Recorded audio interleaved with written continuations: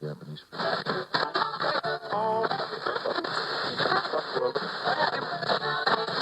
F-U.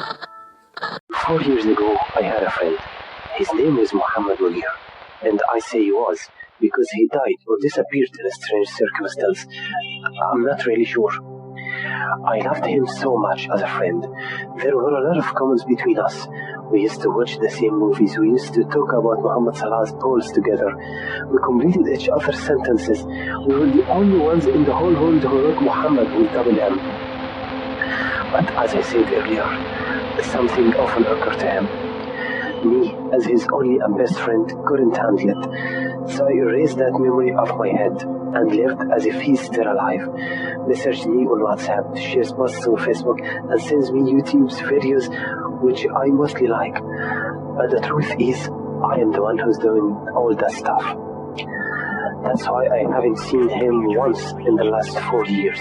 He never answers his phone. He doesn't have a picture or any other online presence, except the only few things I mentioned before. And that's why our other friend Muhammad Kandil doesn't participate in our WhatsApp group's conversations. Because there are no conversations at all. It's only in my head. My brain was playing me all this time. But today, I noticed something that I haven't noticed before. While I was revisiting our old conversations on WhatsApp, I noticed a strange pattern through the messages. It felt like if I was talking to myself that whole time. I was the one completing my own sentences. But I remember that Munir used to do this before disappearing. Everything looks fuzzy. Fuzzy? Muhammad Munir and I used to study fuzzy logic together, and he was fascinated by the abilities of the mind to fool itself. I remember that he once said, "Magnificent is how the human mind can be fooled with simple tricks. Only if you can find the right way to convince. We are not playing humans, we are playing human minds, and they are two different things." I then replied, "I'm pretty sure that no one can fool me. Now don't be a fool, and let's grab some food to eat." I used to be the funny one back then. It occurred to me now that Munir may be still alive, and he's just trying to prove the correctness of his theory that anyone can be fooled. I wish that he's okay, and all of that is just a trick of his. The phone is ringing. It's him. His number is on the screen. "Muhammad, is that you?" I answered the phone quickly. No reply. "Muhammad, can you hear me? Are you in danger? What's going on?" I shouted in the phone. A heavy breath on the other side, then it turned off. Now I'm sure that something is going on, and I have to know what it is and who's behind everything. I tried to open the door to leave the apartment, but it's locked from the outside and won't open. I can't leave. "Open the door, I have to get out. My friend needs me." I screamed, but no answers. I heard some footsteps outside and whispers. I repeated again, but they didn't answer.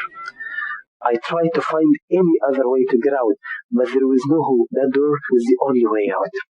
I crumbled on the floor near the door, praying for it to be open.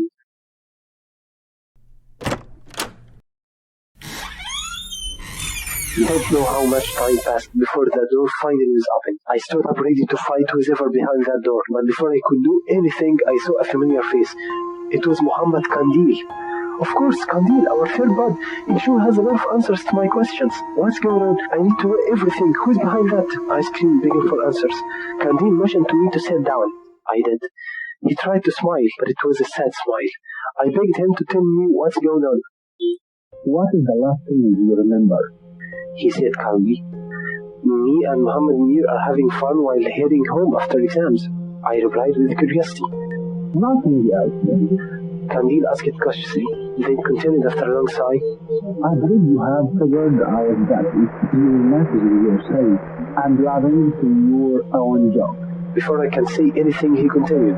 "And maybe you have noticed that your phone is out of network. You are only online and hasn't been for years." I chuckled jokingly, but after a quick look at my screen, turns out he's not kidding. I was offline. "But how come Munir's number was calling now?" I said, "I'm leaving."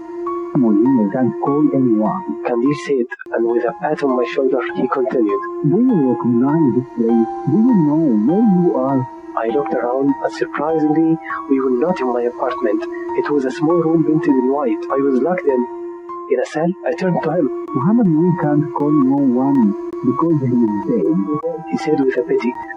Muhammad Munir has been killed 4 years ago, and we know who done it. But your mind is blocking the answer.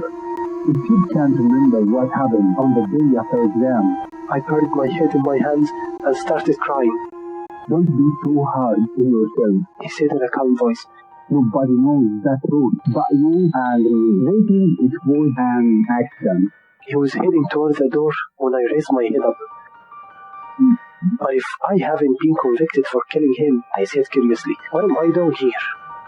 Who? He asked while grabbing something out of his pocket.